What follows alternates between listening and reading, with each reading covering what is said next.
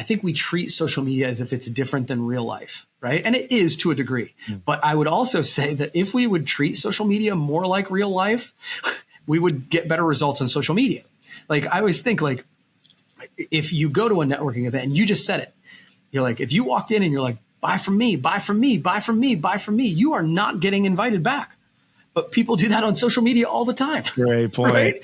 So, but if you go in and it's, servant leadership, it's servant salesmanship, right? What problem do you have and how can I help you solve it? Whether that is me solving it or somebody else, people remember that. Welcome to the Web Design Business Podcast with your host, Josh Hall, helping you build a web design business that gives you freedom and a lifestyle you love. Target marketing sounds like a corporate cheesy term that would be used in a boardroom with spreadsheets and graphs. At least that's what I thought about this term until I started to realize that it is so important to know who the heck is your ideal customer, how to market to them, and additionally, how to reach them. Because if you want to save time, cost, and energy when it comes to selling your services, you want to know where the ideal customers are. And that's why I'm so excited that you're here in this episode to hear from Kirby Hasseman, who is a repeat guest on the podcast. Kirby has been in the graphic design, digital marketing, and online marketing game for a long time now. And what I like about Kirby is that he is really focused on timeless principles. And what we dive into in this episode is actually a really cool framework that he's come up with around the term target and how to reach the right customers for you and your business all around target marketing. So I would consider this a target marketing 101 masterclass. Such a good time having Kirby back on the show. I think you're really going to like this one if you're just trying to figure out where to market and how to market and who your best clients are. So before I bring Kirby on, really, really excited to share this with you. This is actually a good precursor for what we're going to dive into over the next little while here with episodes coming up, because we're going to dive further and further into getting the right customers for you, proposals, pricing. So a lot of awesome podcast episodes right up ahead for you to help you boost your rates, get really good clients. And a lot of the stuff is actually pulled from my business course, which, side note, is about to go live. The second version of my business course, version 2.0, is coming at the time of this release. I think we'll be dropping it next week. So I will follow up with more details on that. But for right now, here is Kirby, and I'm going to follow up at the end of this episode with some additional links, including a free gift that he has for you, a free playbook to make sure you are targeting the right customers for you. Enjoy.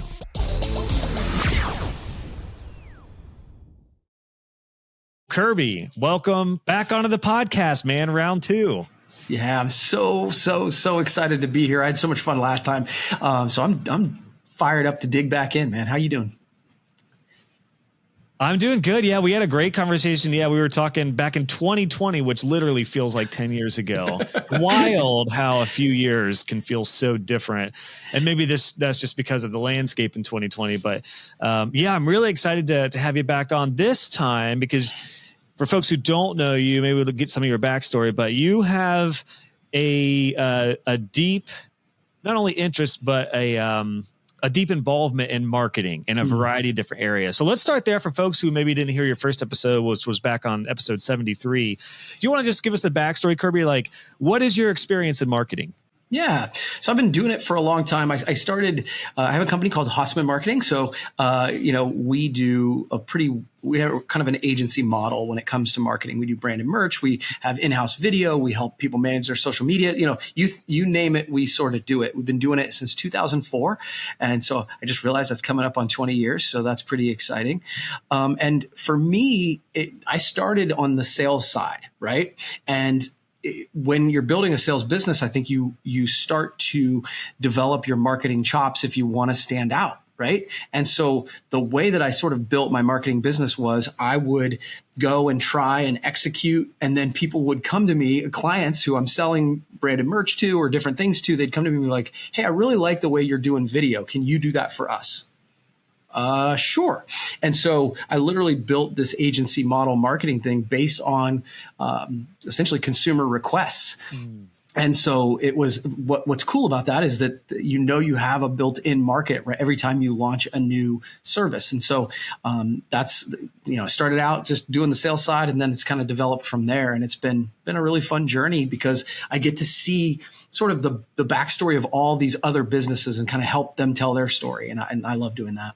All right. So this just brings us right to the first thing I was curious about when it comes to marketing, specifically target marketing, which is, I know, the theme of this conversation. Mm-hmm. Do you think, maybe this isn't a fair question to ask if it's better or not, but is it better to know your target market and have services for them, or do your services that you figure out and evolve over time, like you said, does that help you figure out your target market? I guess the question is services first or people first, and then figure out your services.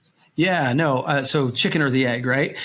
So for me, as I said, I developed those services for the clientele, right? It was because I knew the clientele so well. So if I were to say, if you're starting one or the other, it would be like every time I meet with a client, because I'm also a coach for the Small Business Development Center. And every single time I meet with them, the very first step is, who is your ideal customer? Who's the perfect person you're trying to serve? And the funny thing is if your listeners might be hearing this and go, yeah, I know that. I'm telling you, most organizations don't take the time to really do it. I literally this morning had a conversation with a cabinet manufacturer, and we're talking through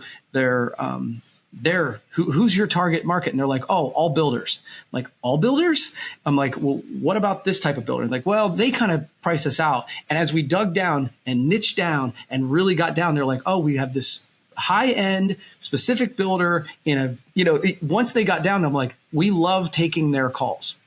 So if you are an entrepreneur or a business that already has an audience, you can start to figure out who your perfect audience is or your perfect customer is based on your business now. And those, I always say, they're the people you look at, your top customers, the ones who are spending the most money with you, right? And then then I factor in, okay, do they pay me and pay me quickly? That kind of matters. And then it's sort of the groan versus grin metric, right? When they call you, when you get an email from them, when you see them pop up on voicemail, do you groan or do you grin, right? It's like, yeah, they spend a lot of money with me, but man, they're a pain. Or, oh my God, the moment that they call, I can't wait to talk with them. I can't wait to work on a project with them. Well, then you start to dig in to go, okay, these are the people that not only do I do the best work for, but I really enjoy doing it too. And then once you niche down into, hey, this is the exact right kind of customer for me, it's funny how you go from, okay, now I'm marketing to everybody and 50% of my marketing is working, but I don't know which 50%, right? You go down to, oh, okay, so technically there's really only about 1,000 customers that I really want. And reaching 1,000 people is actually not nearly as hard. And so I think that for me, that's actually one of the very, very, very first steps is to go, okay, who is exactly who I'm trying to serve? Because it changes how I talk. It changes my messaging. It changes the conferences I go to, like literally everything about it. So once you know that, that's a good foundational piece to start everything from my perspective. And I totally agree.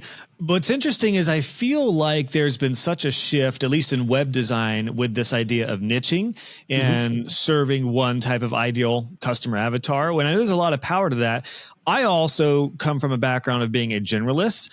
So I niched in a bit of a different way. I didn't niche by industry, but I just niched by small and medium-sized businesses, which brought me people in different industries, but they were similar in some ways. So that worked for me. So it goes to say, like, it can work in a lot of different ways, but it's true.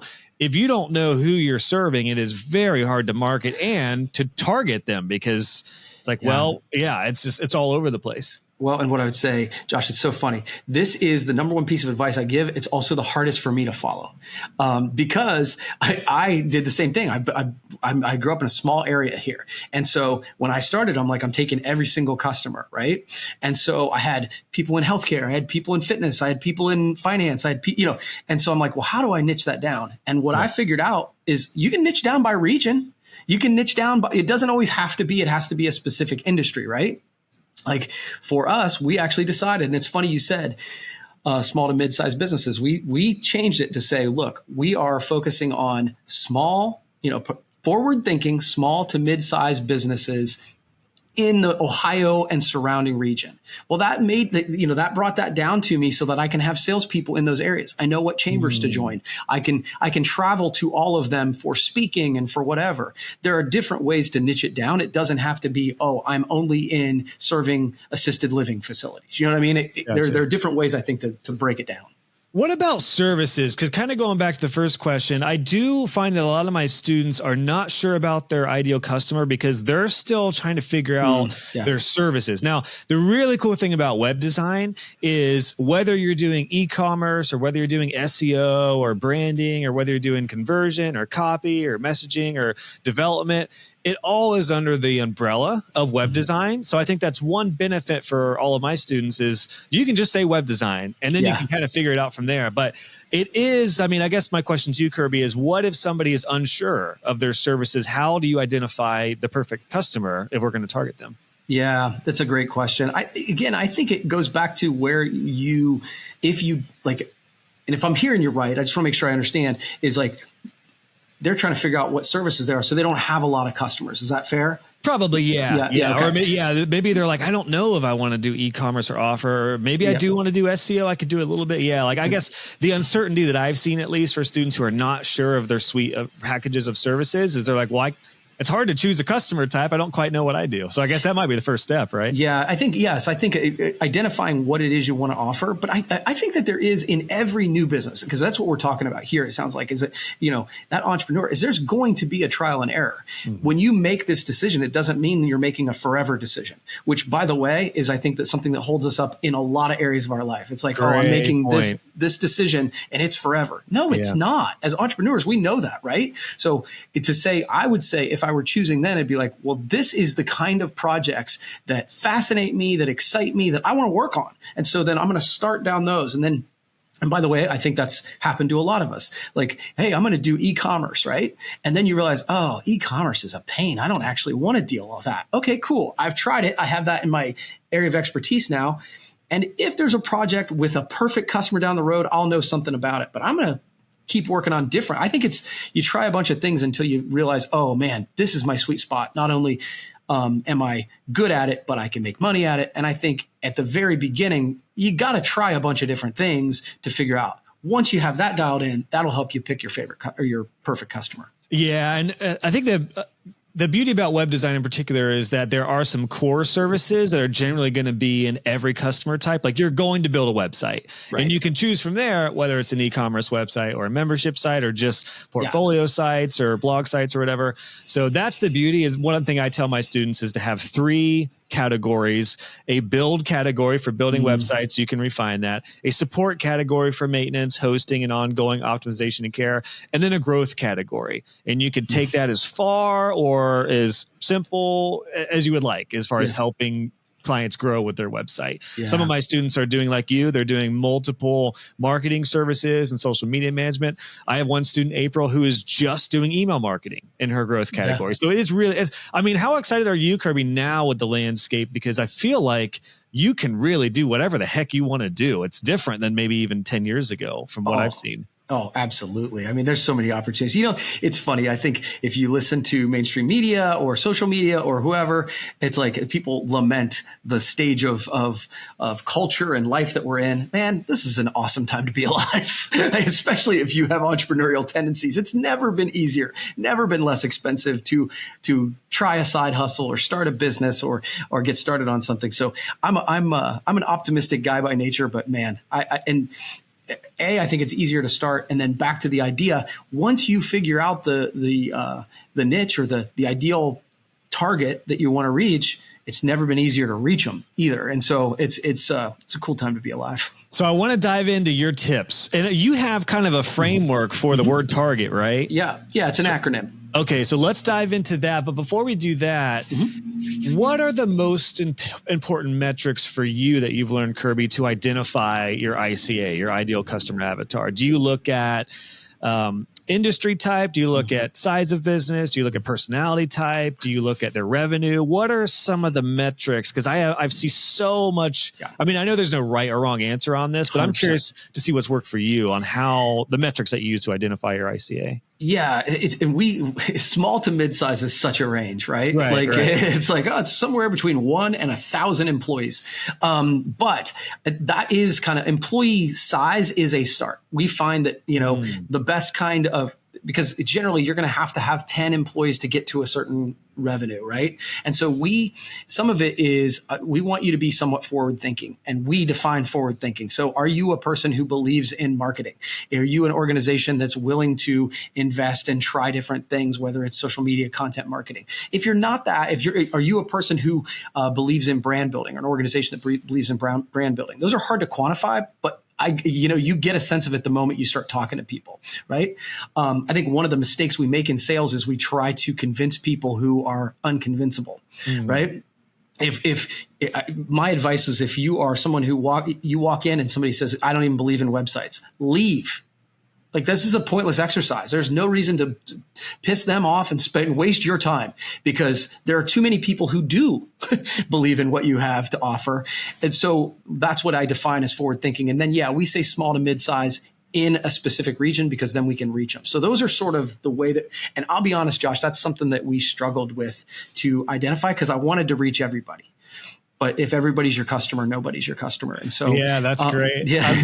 I love that idea of the employee count, because it does say, like, if you have to have a minimum of 10 employees, if they're full time, you'd probably have to be in a range that's at least $500 million business, probably, something like that. Yeah, I'd say most of the ones we're looking at, if I were to dig down, I would say all of them are doing north of $1 million, but I don't ask, because I know that if, for what we do, that's an indicator that's really easy to ask. How many employees you have is like, people are very comfortable answering that question. Whereas if you say, hey, what's your sales? You might get I'm not sure that's any of your business. Yeah, exactly. Now, how do you, it may be different for you because you are offering such a suite of marketing services, but when it comes to the web design side of things, do you now, or have you ever asked the question, what's your budget? Because I have very conflicting thoughts on this, but I would love to hear if that's worked for you, if you've done it. Oh, I 100% ask. Because again, I think that so many times, if we don't have a sense of what they're willing to invest, that goes back to that forward thinking. To me, that's, if you aren't willing to share that, how can I be a consultant? Right. And again, now sometimes they give me the answer of, dude, I just don't know. So, and then I'm like, okay, cool. I'll give you a good, better, best scenario, whatever, if they don't know. But if they're not willing to share, then that means they don't trust me. And either I need to do some more work on that side if I think it's worth it, or it's time for me to move on. So I 100% ask that question, because if they say, I want to do this, and I want to do an e-commerce site, and I want to spend $500.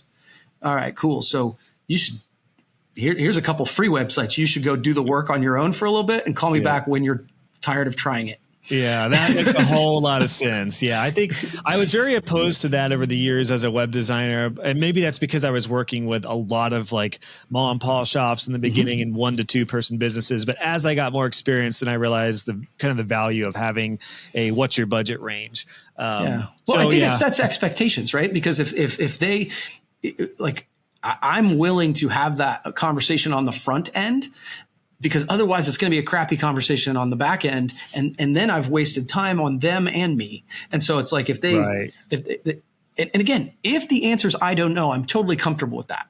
Right. Like the ma and pa example is, they may honestly not know what it costs to do it. And so then I'm like, oh, okay, well, then we can do this super basic one for our lowest price point, but and then the next question, I guess, becomes, okay, then what do you want to accomplish? Right. Yeah. I was going to say, if they don't know, they probably don't know what they need or what they actually need in their business. It's actually an example I used as a teaching moment on our team. Is a local realtor called in, talked to one of my folks and said, I want to do this. And they laid out all these things they had seen on other people's websites. And it was a job, right? Like, it was a very extensive website. It was going to be $15,000, $20,000. And I know where this person works. I know their office. I know their team. They can't afford a $15,000 or $20,000 website. And so we sent them over the proposal, and they were flabbergasted. And so, and that was the teaching moment was, we didn't ask, but what are you trying to accomplish? What is it? I get that you want to attack, you want the MLS to come here, and you want to do this and you want to do that. But ultimately, how many sales do you want to create? And maybe you just are, as a person who doesn't do websites, you don't know how long this is going to take. You don't know all this stuff. You're just like, I've seen all these things and they're cool. But okay, I want to create an additional $20,000 a month in sales. Okay. That might be a completely different discussion. So that's one of the reasons I think the questions on the front end are so important. Yeah, that's good. That's good. My hybrid model for the budget question is just to get people to at least see my price ranges if I'm not sure if they're a qualified lead. And that way, if they do move forward wanting a proposal, they at least know the price ranges. Yeah, they at least know we start at 2,500 or 5,000 and then we'll go from there. Yeah, I like it. So yeah, it's cool to hear there's a lot of different ways that works out towards your target market. So let's dive into that acronym. Okay. What's the T on this one, Kirby? Yeah, it's just like what we talked about. The T stands for identify your perfect target. Identify your perfect customer. It's the first one because it's so foundational, right? Once we know exactly who we're trying to communicate with, then it changes where we go. It changes how we write copy. It changes everything about what we're doing. The example I've been using a lot is my wife and I have a building that we use for Airbnbs. Okay, where there's 14 different apartments. So we promote that, and we created a website to promote it, as you might expect, right? And once we got into it, we realized, just like I was talking about, we tried things, and the overnight stays are awesome. But we found that we loved traveling nurses. We loved midterm rentals, the traveling professionals who come into the place for 12 weeks or 6 weeks or whatever. And so all of a sudden, once we realized who our perfect customer was, we changed the first thing you see on the website, the perfect location for midterm rentals and traveling professionals, so that the first thing they see is that we are targeting them, right? And so I think that once you know that, it changes everything else you do. So beautiful. T-target, absolutely. Start with the messaging. What are the tips for figuring out where they are? I think what's tricky now with social media, as opposed to even maybe 5 years ago, is there is just such a dissected version of online activity now. Like, it used to be that most everyone was on Facebook and maybe Instagram. Well, now it's really, really segmented towards LinkedIn, Twitter, TikTok, whatever. So what are some tips on like figuring out where they are, where they hang out? And then of course there's online, there's in-person groups, there's chambers, there's networking groups. Do you have any tips for figuring out where they are? Yeah, I think the key is dig deeper on the exact right. It all comes back to that like digging deeper on the persona a little bit, right? Because, for us, one of the people is HR professionals, right? Well, I would literally, because we have a client base, I'd be like, oh, okay, that is the person. It's that woman at this age. And generally she's going to be on Facebook and Instagram. So that's where we're going. But what conferences do they go to? Who do they hang out with? What restaurants do they go to? I just continually try to dig in, because wherever they're hanging out, the people who look just like them and buy like them and, all that stuff go there. So it's funny because as that HR professional, we've started going to different conferences because we're identifying them as a specific niche that we're going into.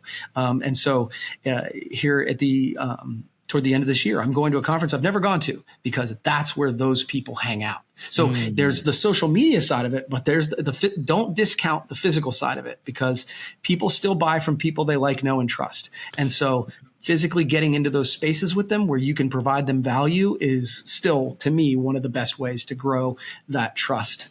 Especially now, there's a resurgence in everything in person, from concerts to restaurants to comedy to shows, whatever it is, conferences, everything is in person, is boosted.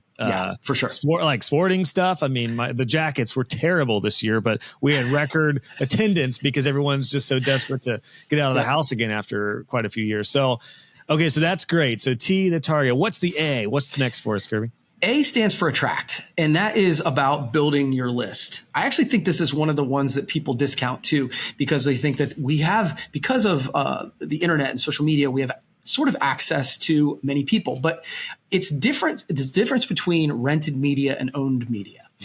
So we, as entrepreneurs, as marketers, as web designers, whatever, we're very comfortable with rented media. Somebody else has built the audience and we're renting it from them. So it's the radio station as the audience, the billboard, the TV, whatever it is. We pay them to rent access to that audience. And so A is about building your own list.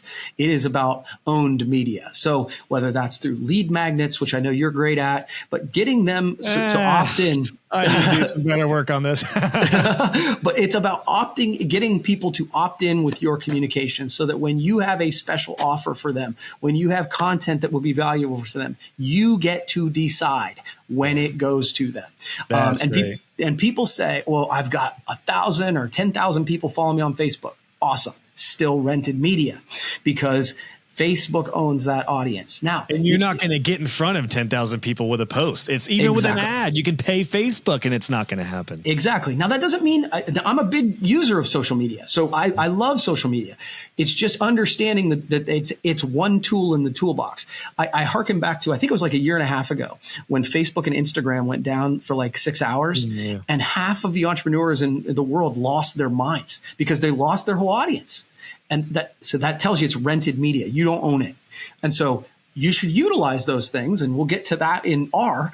But one of the things you should be doing continually is figuring out ways to get people to opt in so that you can provide them value, make them offers, all that sort of thing on your own time. And so that's what A is all about. That's great. And I think one thing you mentioned earlier is like the idea of, which kind of goes back to the classic article of 1,000 true fans. Like you just want to try to reach 1,000 people. For web designers though, you don't even need to reach 100. That's the beautiful thing. If you like for the average solopreneur web designer with a couple team members, 50 clients paying you 2,000, 3,000, 5 to 10 a year, depending on what it is, that is well enough for a $250,000 business plus. Or if you want to scale it up, that's cool too. So I say that to say with the email, I think it can be very disheartening for people when they see somebody with a list of tens of thousands and they're like, I only have like 130. But can you speak to the importance of having 100 people on your list and how powerful that can be? It's unbelievably powerful. I think, and again, I think one of the things that we do is we look at things as a marketer or as an entrepreneur and not as a customer. Think of what you did when you made that last decision to opt in. We all know that there's, it's a free resource, but when you give that email, you know that you're giving something of value to them. There is a transaction that's happening. And so having the idea that 100 people are willing to let you communicate with them anytime they want is really, that's a huge compliment, right? And so number one, value it, right? Like, so don't spam them. The reason that we don't want to give up our emails is because people like Groupon, you signed up one time and they sent you 45 emails a day, right? So when you get that, respect the list, right? It is, I mean, and you know this, Josh, companies are bought and sold based on lists, right? That's essentially a lot of times what people are buying. So if you want to grow a business worth buying someday, part of what the people who are acquiring you is buying is the list, right? Yeah. And so a ton of value in having 100, but 100's the start. Right. And when you have 100, that means your open rate is probably going to be higher. So those are your early adopters. Those are the folks who, the folks who in a band will travel to buy the t-shirts early on. So those are the people that are almost most value because they're the ones who will help you spread the word if you continue to create value for them and you don't just say, hey, buy from me, buy from me, buy from me. Yeah. And I think there's a time and place for the ask, but it's definitely, it falls in between the free value and just tips, trends, ideas, help. And the cool thing with a smaller list is you can really engage personally with all the replies. If you have thousands, tens of thousands, it can be very hard if you're getting a lot of replies to keep up with that. So I say for web designers in particular, go for it. The other thing I would think, what I've learned is when you see numbers on a screen, like an email list, it's so easy to forget that these are real people. Somebody was on their laptop or on their phone and they actually like signed up for this. I have 11,000, just under 11,000 on my list right now. Nice. But I have colleagues who are like doing 25, 50,000. So part of me is like, oh, I should have at least a double-sided list. But then I remember if I were to see 11,000 people in front of me. Yes. That's my whole town. That's my whole town. Yeah, you're in North Ohio. Yeah, like that would fill up a really good. I mean, like that's a half of an arena right Yes. there. That's like, that is half an arena on my list. So when I email them, this is such a great reminder for me and everyone who has, no matter what size, just picture them like, what does that look like? If you have 80 people on your list, probably feels like nothing, but if those 80 people are looking at you in an amphitheater and you're seeing 80 people and you're sharing with them and giving them options to join your program or whatever it is, that's huge. So I don't know. I just wanted to throw that out there because it's so easy to look at numbers and forget that every single number and email is a real person and they might buy from you. And especially if you're focusing on them being the exact right kind of buyer, like going back to the T, true. Right? So you pointed it out. If it's 80 people and they're your exact right buyer, that's all you need to create a real business. That's, you know what I mean? Like, so it's a great point. A lot of my students only need one customer a month with where they're at. So exactly. If your list is 15, but if they're 15 really good people, keep on 100%. Serving them. They don't need to know your list is only 15. You don't need to market that, That's right. I love it.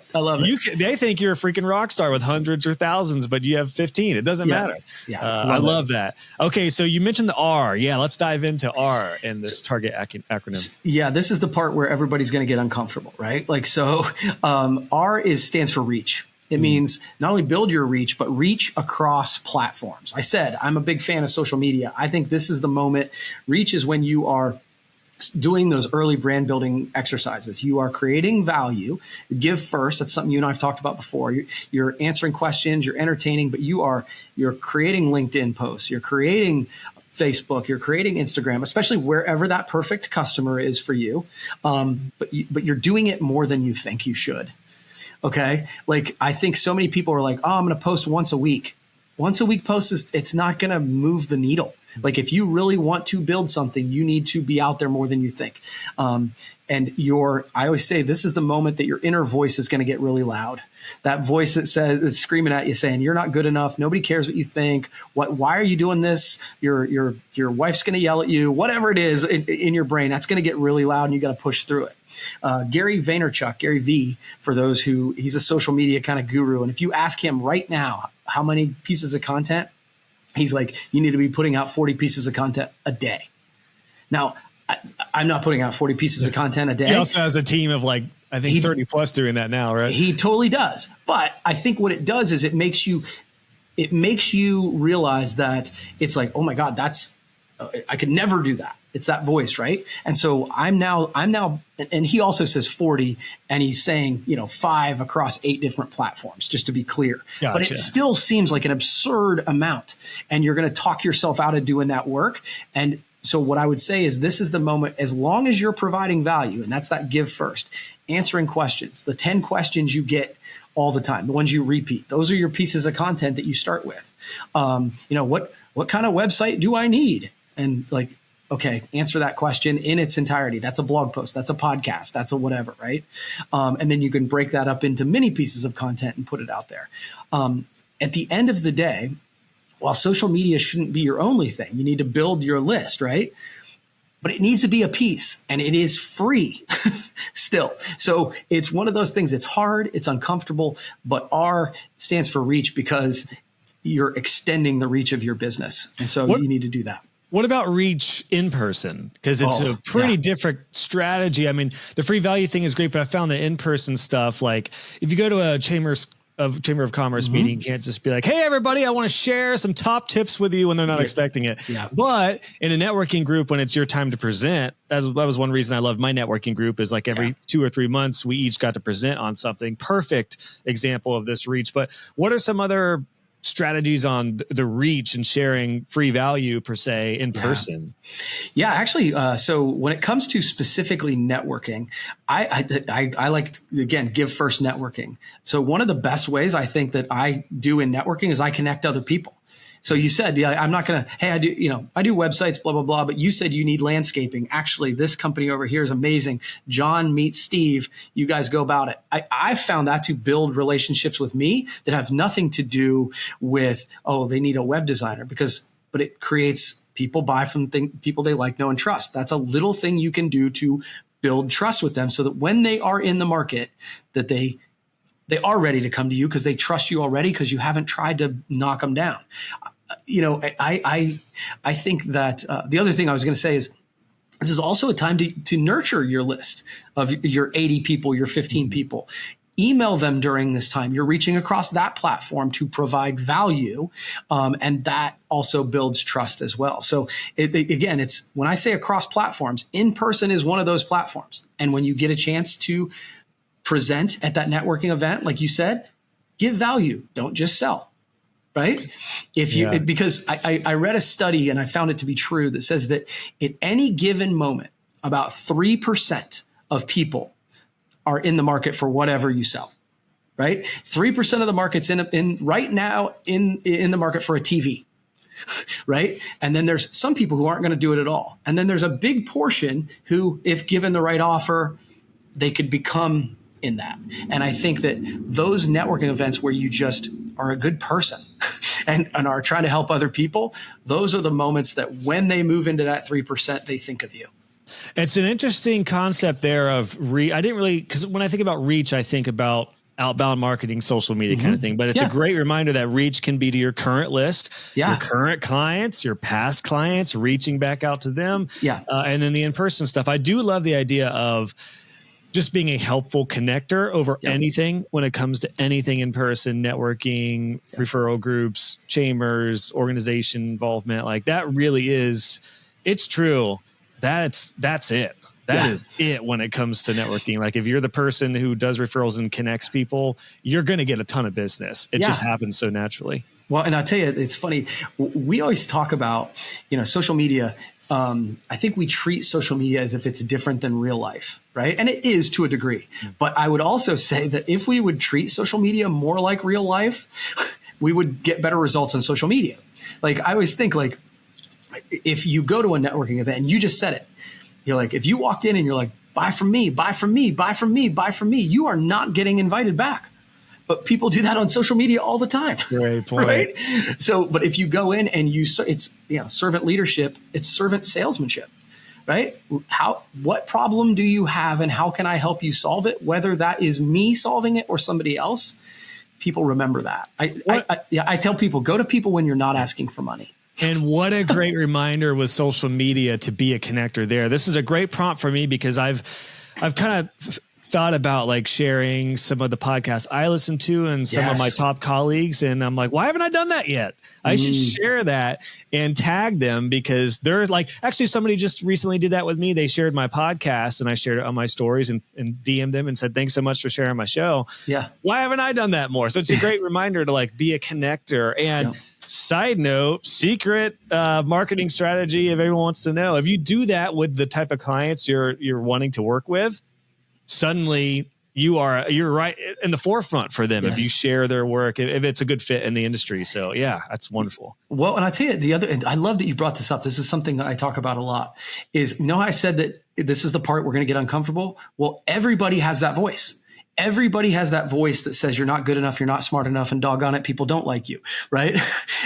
Which means that your clients do too, right? So when they share a piece of content, you don't necessarily have to share it.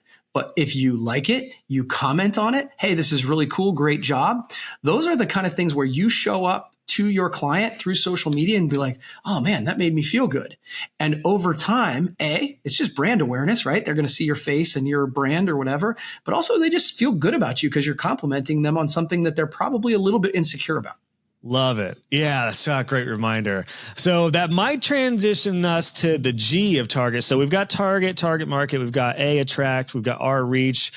I assume the G is get clients, right, Kirby? It actually stands for go get it, right? Like, so now it's time to sell, right? So, I didn't know this, by the way. I just assumed. So I assumed somewhat correctly. Yeah. Hey, any marketing plan that doesn't include sales is not a full marketing plan, right? Like, so I think that then that's where I think, we need to give first and provide value. But at some point, if somebody's signed up for your newsletter, if somebody's followed a business on social, blah, blah, blah, they expect you to make them an offer, right? They expect you to sell to them. The key is just not to do it all the time. Mm-hmm. Gary Vaynerchuk talks about it as jab, jab, jab, right hook, right? Give, ask. Well, he said, if right hooks are great, but if you know they're coming, you can duck, right? Now, that being said, one of my big pet peeves is when it's time to sell, sell. Don't conflate it with providing value. Don't be disingenuous because you are lacking courage to just ask. At some point, I have this offer. Would you like to buy it? Is the most thoughtful way to actually sell. Don't be wishy-washy when you're making the offer. Just make the offer. That's right. Yes, it's so important, because if someone is not expecting to be sold and then you spring it on them, it does leave a bad taste in their mouth. And and I get it. Like I've actually backed off on selling as much this year, and I've literally seen it not go well. Like I need to get back into selling occasionally. The trick is, though, like you just said, to make it known, like honest sales. It was funny. I was in a mastermind group yesterday with one of my colleagues, and he said the same thing. He's like, when I get on a discovery call, I make it so clear I'm selling something to you. There's no ambiguity. You're not going to be surprised. One of my mentors, Pat Flynn, when I went through his webinar course, one of the top tips I took from that was, in the beginning of a webinar or a free training, you say, this might be pulled from a full training that I have for you. I'm going to offer that to you at the end. But for right now, here's the free value. So they're primed. They're ready. They know at the end of this, there's going to be some sort of sales pitch. And as long as I like the free stuff, I might want the full kit and caboodle. So I just wanted to back that point up. It's so important. Well, yeah. And I think it's great because at the end of the day, if you provide value, what are you doing? You're building trust, you're building credibility. And then and I think Pat Flynn is like the best at this. But like I've heard so many people, it's like, here, I'm giving away all this stuff. If you want to dive deeper, if you want to learn more, I do have this offer, this course, this whatever it is. And I think that makes sense. The other thing I always say is, especially like, again, let's put it in a face-to-face, we talked about in person. If I've sat with you, I've met with you, maybe this is our second meeting and we've talked through, and I've come to you and asked you all these questions and vetted and whatever. If I don't ask some closing questions, it's disrespectful. I have just wasted 2 hours of your time. You know that's what we're doing here. It's a for-profit exchange. They can say no. And because I think I mentioned it earlier, it's like, I am not interested in trying to sell people who are not interested in buying. That's actually one of the great fallacies of sales, in my opinion, is that, we're trying to manipulate people. We're trying to convince them. No, I'm not. If you don't believe like in what I'm selling, even if I win you over, you're never going to be happy as a client, and I'm never going to be happy serving you. I only want to guide people down the road that it makes sense for both of us, because that's going to work out for both of us anyway. But once it's time to sell, just make the offer. What are some of your tips for closing? I almost think it's easier for web designers, because it's very likely if you're in any sort of meeting, the person on the other end has a terrible website or doesn't have a website. It's pretty clear they need you. Yeah. Selling courses, I found, are actually like 100 times harder, because they might be like, well, I could find stuff on YouTube, or there's a ton of other courses, whatever it is. So I've had to build urgency and manufacture that in some ways. What are some tips for adding either urgency, or I guess what are some of the closing tips? Yeah, I think that you're exactly right. I mean, there's some basic psychology, but honestly, I don't try to build in things that don't exist. Like, I think building in scarcity is really good, but only if it makes sense. So let's say it's a course, right? Okay, there's only going to be 10, but really there should only be 10 because I can only service 10. That sort of scarcity, I think, does work. But honestly, for me, I don't focus a ton on that closing, because it's about the whole journey of the sales. I've met with you. We've identified you have a problem. Here's the thing, here's the solutions I can think. I'm going to give you a variety of price packages based on, again, this is why that budget, remember we talked about the budget question, because it avoids the objection in the back end, right? Gotcha. Because if they say, oh, this is way more money. Well, you told me $5,000 is what you had to spend. Right. So asking those questions on the front end alleviates so many objections on the back end. And so, to be honest, by the time I get to the closing question, the closing question is pretty much, so what do you think? Right. Because we've gone down this road and identified that it solves the problem. And then they have to decide if they are ready to do that. And if they don't decide right then, Kirby, do you have a follow-up game plan? Do you have a proposal that's like valid for a certain amount of days? This is very timely because I just covered this in the new version of my business course, and I shared some of my tips for adding urgency and scarcity, but in a honest, genuine, like thoughtful way, and not like this deal's ending, you've got to buy now kind of thing. And so yes, I do have a follow-up thing. Now again, sometimes it's a different project. Now I will say that if that urgency is, look, we're pretty full, I've got room for one more project. So that helps build the urgency and the scarcity into it. I do think that makes sense when it's honest. But a lot of times I'm like, look, you need to take as long as you need to take. But I then do like, okay, I have a follow-up. I say that I heard early on in my career that yeses are great, nos are great, maybes will kill you. Right? Like, and so it's one of those where if you say no, I'll stop, but I'm not going to stop until you say no. Mm-hmm. That's good. And it's a great reminder too, that sometimes you'll meet with somebody or have a proposal not go through initially, but 6 months from now they're ready. Yeah, absolutely. And sometimes they are a lost cause, but I've had that happen numerous times where I sent a proposal, and what I learned to do was have a valid date for that. And you could do that valid for 30 days or 60 or 90. Yes, I would generally not go past 90. It's what I advise. But I always remember one of my clients, she ended up being an A client. She started off though as a very questionable like C client, and she thought that $1,500 for her first author website was just way too much. And I politely said, yeah, that's as low as we start right now. And I said, there are other options. There's cheaper options. And I said, you're welcome to do that. And if you feel like we're right for you in the future, just let me know. Yep. She reached out not 1 month later and apologized and paid in full that day because she was like, I went cheap and I paid for it, never again. And then, it was funny. About 2 or 3 years later, she started a whole new brand, and it was a $12,000 project that she invested in. So somebody who was balking at $1,500 a few years later is now a $12,000 e-commerce site client. And I'll tell you, this is what I kind of view is that's where it's so valuable to get that person on my email newsletter. Yeah. Right. So even if they don't buy, what I've found based on my numbers is every single email on my email list is worth $1,000. And when you look at it that way, it's different. Like, even if they're not buying from me yet, 6 months down the road, they may have tried to build their website themselves, or their brother-in-law did it and it was a dumpster fire. Right. Yeah. And 6 months down the road, they're like, enough's enough. I want to pay the professional. Yeah. But then you want to be in front of them. And that's where being on the list is, again, it kind of comes full circle. Gosh, such a great reminder for email and newsletters are, again, timely thing. I'm actually starting my newsletter here in the next month or so. Nice. And I email everyone weekly, multi-weekly often, but I don't have an official newsletter. But everyone, like you talking about this has just reminded me, like, it is so important. Email is more important than ever. Great reminder for all web designers, stay top of mind. Yep. Just use email. Yes. Anyway, so go get it. What about E? What's E for us? E stands for enthusiasm. This is where you build your brand, right? And you build your brand with your clients. So the folks who are buying from you on the regular basis. So the stat that I'm always reminded of is that 69% of your customers who leave you because of perceived indifference. In other words, 7 out of 10, sorry about the train, 7 out of 10 of customers who leave you because they don't think you care.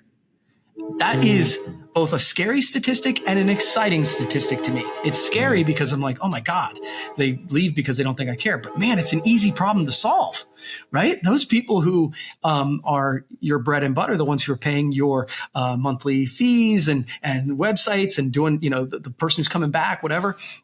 The other thing I've found, and this may or may not be true for web businesses, but it's certainly true of mine, is most businesses follow Pareto's rule, which is the 80-20 rule, which means 80% of their revenue comes from 20% of their clients. It's very true in web design. Maybe even, it might be a 90-10 in web design. Right. So the key then is that 10%, you need to make sure that they know that you appreciate them.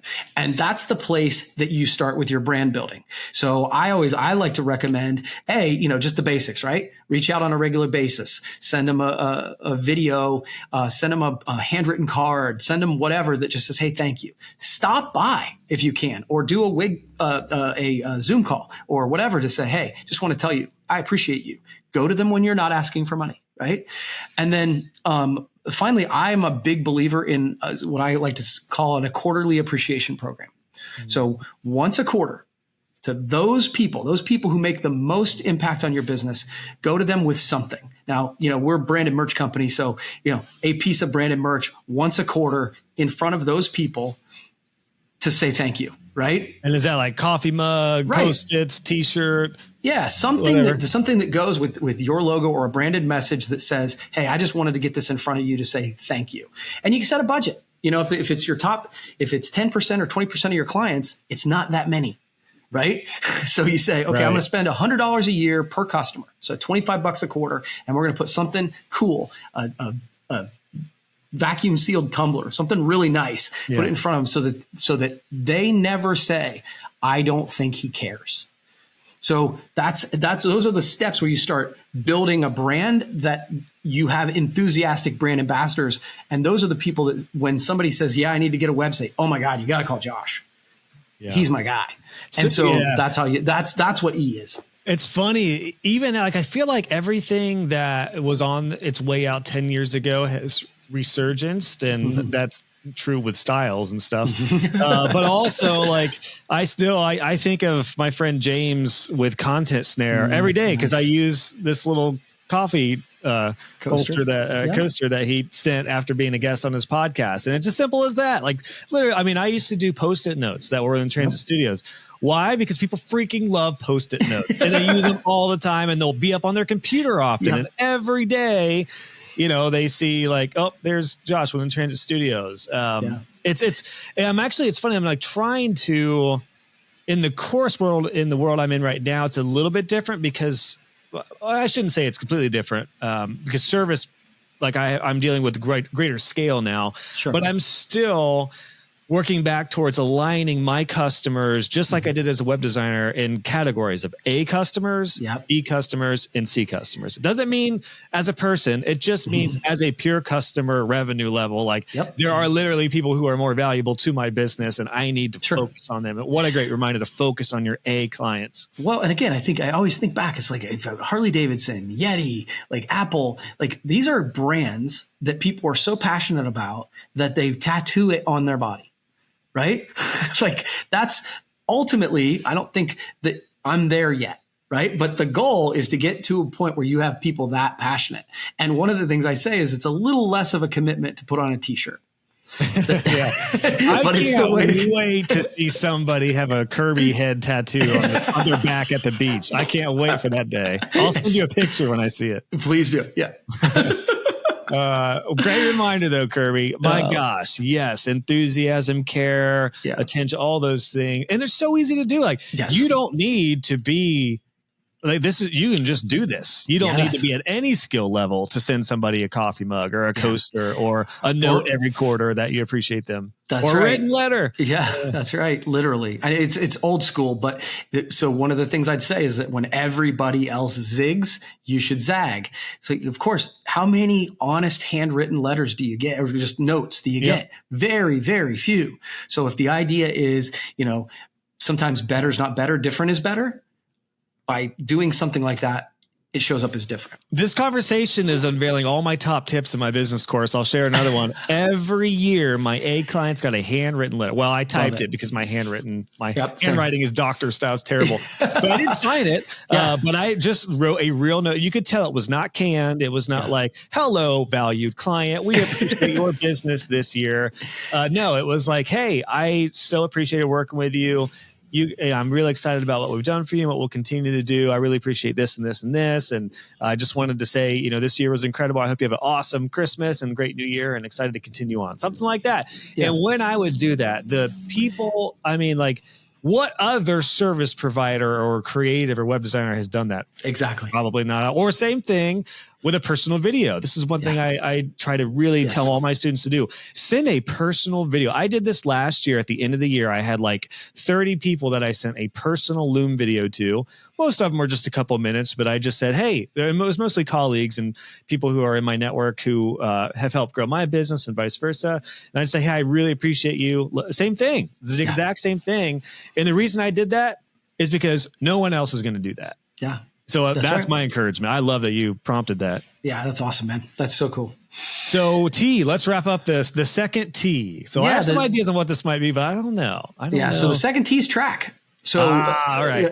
So I think that, and track on a regular basis is figure out the things that move the metrics. So build a dashboard of things that if you were put on a deserted island and they handed you these numbers, you could decide how your business is doing. Right now, obviously, there's some that would be like sales numbers, right? This is what we did this week. But I think it's got to, so that's the difference between lead measures and lag measures. Mm-hmm. So the sales is a lag measure. Once you read it, it's done. I like to also measure lead measures. These are the things that if you do these over time, it will lead to this outcome you want. If you want to get in better shape, well, then I'm going to work out 30 minutes a day and I'm going to not drink beer every night, whatever, those things that if I do these things, it will lead to this outcome. So for us, we find that presentations and touches, so client interactions, proactive, lead to those sales. So we measure that. We measure presentations, we measure touches, then we measure, okay, what's our invoices look like? And we have a dashboard that we look at every week and the number's either green or red. And so over time, we can see that, oh man, the presentations have started to fall off. Well, that in the next month or so, sales are going to do the same. And so, but then you say, oh man, I found that if I do this other thing, good things happen, right? Okay, well, I'm going to put that on my dashboard. And so the dashboard can evolve, but it's tracking those and tracking them on a regular basis so that you don't get to the end of the year and go, what happened? Yes, right? It's so funny you mentioned that. So I mentioned I just talked with Eric Dingler, who you know very well, CEO of my agency now. He talked about the same thing because we were talking about leads and what's working for the agency right now. And he was like, honestly, the biggest thing is the lag versus lead measure. And really forecasting over the next few months is you can only control so many things, but you can control a lot of things, which is how are you marketing? What's your content marketing look like? How many networking events are you going to? How many webinars are you hosting or workshops? Anything that you are doing, what's the upcoming schedule of that? I honestly needed to hear this at the beginning of this year because I haven't done as many of the forecasting things. Mm-hmm. And it is, you're right. Like it's easy to look at the back numbers, but you can't change the past. Yeah, so it's already done. You can't say, well, I did, great in the first few months of 2023. So should be the same. Well, what does should be mean? What do you like? What are you proactively doing? Yep. So I love that idea when it comes to tracking because it's such a great reminder. You can track what you did and learn from that, but you can also track what you're about to do. Right. It's exactly right. And I'll tell you, it's funny when you set numbers for your team, it is amazing how people evolve to them. Like if that becomes the expectation, right? And you track it on a regular basis and you talk about ways to do it. Like for us, and part of the reason this is near and dear to my heart right now, Josh, is we're doing these things. And as at the end of May, our business was up 60%. 60% is not a small number for us, right? Right? And we're doing this. Now, that being said, June's been a little slower. Guess what? Over the last 6 weeks, presentations and activity have been slowly going down. And now, great news, because we're tracking it on a regular basis, we're like, oh, we're getting this wrong again. So in June, our activity is through the roof. Now our sales is not through the roof, but I'm guessing July, August, September is going to look really good because we're doing those things. And otherwise you wait till the end of the year and go, what happened? Right? So that's why the final T is so important. Now I've found this to be very difficult to do prospecting, do lead generation, do sales ongoing as a solopreneur. And as a course creator, I found it to be even harder because what I've found essentially is that there are seasons where there is a season to work on your business, on your systems. In my case, like re-record courses, update them. That's literally the phase I'm in right now. But up ahead for me, it's sale time, baby. It is time to push, promote. And of course, I'm going to share free value and everything I can continue to do. But there will be a bigger push for, all right, I've spent months. Time to go get it. Yes, go get it. So I'm like heading back into the G part of this formula. Like, I guess, do you agree with that model of like, you might have a month where you're not selling as much and you're refining, but you double down? I don't know. What are your thoughts on that to be able to balance that? Because I know a lot of people are listening to this and they're like, how the heck am I going to just sell all the time and do everything if I have to do the deliverables and actually get the project out the door? Oh yeah, absolutely. And I think that you have to give yourself grace, right? It has to do with your goals as well, right? Is reverse engineering what you actually want and then kind of building it back. The fact of the matter is, the month we're sitting in right now hasn't been as good a month, right? Because of the seasons. Part of the reason is because sales were so good the previous 3 months. There have been I had a couple salespeople I have one salesperson that has done more through May than they did all of last year. Well, guess what? Their proactive stuff fell down because they were they were delivering on the projects. It happens. Gotcha. Right? Gotcha. But knowing that so that you can go, oh, okay, I see what just happened, so that you can just learn from it. This isn't about saying that there's one way to do it. But one of the things I think from looking at the framework is to go, oh, okay, cool. So I'm not doing the R. I'm not doing this. That's the place where I probably need to focus. Okay, now it's time to go get it. It's time to live in that season. Well, guess what? Some of the other things might fall off while you're doing those things, but it gives you a framework to go, okay, so the results aren't exactly what I want. This is where I need to focus my time and attention next, especially for a solopreneur. Yeah. And it's a great point. It's like, if you do sell a lot and things are going well, guess what? You have to deliver. That's right. If you're the only one in your business, you don't have a team behind you, or at least a designer or a couple of people helping you, then it's on you. That's what I discovered when I had 23 projects on my plate. And I was like, I literally have I've outsold myself. It's funny, actually. I had Mike Michalowicz, the author of Profit First, on the podcast a while back. And one of the things of many from that conversation that stuck with me is that sales can often destroy a company if they are not prepared to fulfill it. Yep. And it's so true. And for solopreneurs, this is the danger. Unless you have a model that has very rigid, booking slots and stuff like that, is you can literally put yourself out of business by selling too much. So and I don't mean to take this on a downturn, but it is a great reminder that when it comes to these seasons, have a plan for a lot of sales as you start to implement all this. Yeah, I love it. Michalowicz is great. He was one of the people who said that it's not a sale until you collect the money, which is the verbal yes great doesn't advice. mean verbal yes and handshake doesn't mean anything if they're not taking depositing something in the bank. Yeah, love it. Yeah, well, that's great. Well, Kirby, thanks so much for this conversation, man. Great. A lot of great reminders in here. A lot of the stuff I personally needed to hear. I know this is going to be right on, nail on the head for a lot of my students, because we're having a lot of these conversations. So Target, my gosh, such good stuff. Great acronym. Thanks, man. Target market, attracting, you got attracting, we got reach, go get them, enthusiasm, care, and track, baby. Track what's behind and what's ahead. I know you have some more resources. Where would you like people to go to go next after this if they want to hear more marketing goodness from you? Yeah, I appreciate that. So the best place I'd say to start is if they can get this whole playbook. I put together a new playbook. It's 19 pages. I actually wanted there to be lots of value to it. Just go to Target, Target, .hassemanmarketing.com. It's a free piece. I am practicing what I preach here, people. So you will get on our newsletter. We are not a salesy group, right? We're just going to provide you more value. And so I'm really, really excited. The feedback on the playbook's been really good. And then actually, as I mentioned to you right before we started, I've got a book coming. And so about this. And so I'm really excited about that as well too. Well, we'll have the Target playbook linked in the show notes for sure. So I'll mention that. And what's the upcoming book? Fall, right? Fall 2023? Yeah. And so it's going to be called Hit the Target. It's actually a parable. I've never done a parable before. So it's the story of a business owner, a marketing business owner named Michael, who built a business with his wife, and then his wife passes away in a tragic car accident. And over the course of the next year, his business unravels. And the book starts with him getting a call from the bank saying you're about to lose your business, you're about to lose your family home, and you got 3 weeks to turn it around.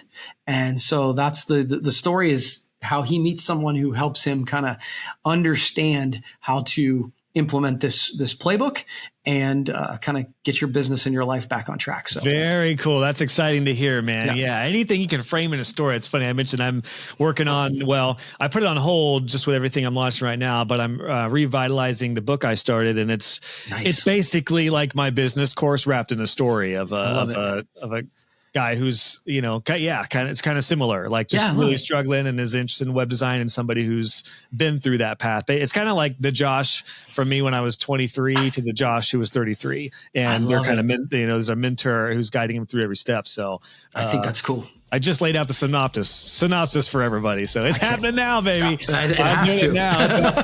All right, Kirby, man, thanks for your time. Great chat as always. Appreciate it. And we'll have these linked. And really appreciate your time again, man. Thanks, buddy. It was really good to talk to you. I am a sucker for timeless principles. I hope you enjoyed this episode and this conversation as much as I did. That framework for target is beautiful. T, target the right audience for you. A, attract them. R, reach. G, get out of your comfort zone. Go get them.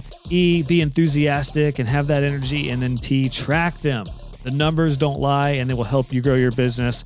Use that framework, my friends. If you would like to take the next step with this, again, Kirby has the Target Marketing Playbook for you that you can get at target.hassemenmarketing.com. We'll, of course, have that linked in the show notes for this episode, which will be at joshhall.co/237. Can't recommend, again, that you check that out. Kirby is just such a great guy. I really, really enjoy the time that I get to chat with him, and I hope you enjoyed this conversation as much as I did.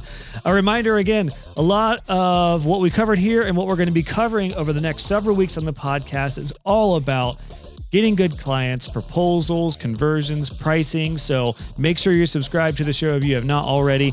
And a lot of this is going to be coming from my business course. The second version of my business course is going to be launching at the time of releasing this episode. We should be launching it next week. The plan is to be launching it on July 26th officially. So if you are a current student of that course, you still have access to the current version, but we will be replacing that at the time of releasing this episode this week. And then we're going to officially launch it big time shortly after that. So I'm so excited to share with you all the updated lessons of the new business course to help you build the profitable six-figure business that you deserve so you can have freedom and a lifestyle you love. That's literally what this is all about. So I hope you enjoyed this one, my friends. I'll see you on the next episode, and I hope you're excited. I truly hope you're excited because we got some crazy, awesome stuff right up ahead for you. So until next time, see you on the next episode.